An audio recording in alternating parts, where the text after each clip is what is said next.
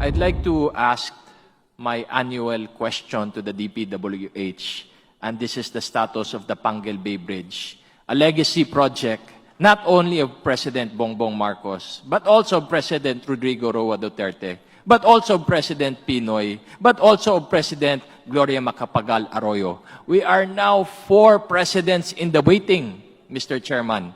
I'd like to get from the Honorable Secretary ano yung status ng Panguil Bay Bridge na yon. It is already about 78% complete, Your Honor.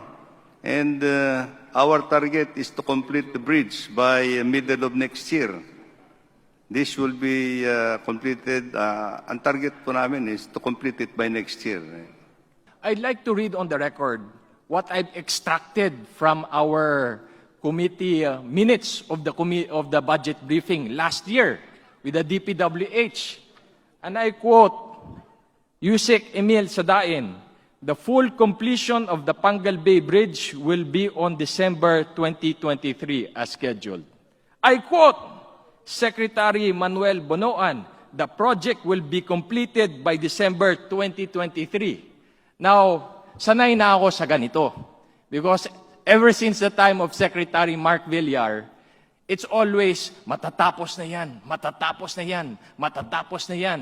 And now, instead of 2023, Mr. Chair, we're hearing that it will be December 2024. I'd like to get the commitment of the Secretary. Is this the final deadline? O baka may chance na naman magiging 2025 pa ito? In our national expenditure program, when we presented it to the committee at that time, we have allocated 70 billion pesos, 70 billion pesos for the implementation of the foreign assisted projects, including Panguil Bay Bridge at that time. What happened was, actually, the only amount that was released to us after under the General Appropriations Act is only 7 billion.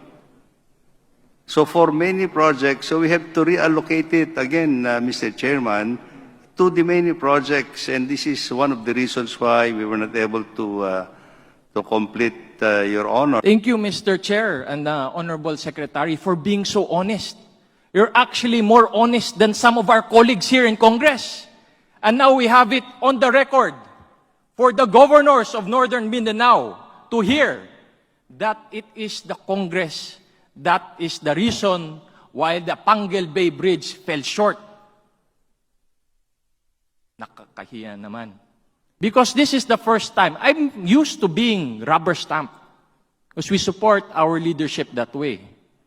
But lied to, especially when the President gives a message to us, a promise to us, to the people of Lanao del Norte, to the people of Misamis Occidental, that the bridge will be completed, and then there's a realignment for no good reason, but maybe greed. Masama naman yan.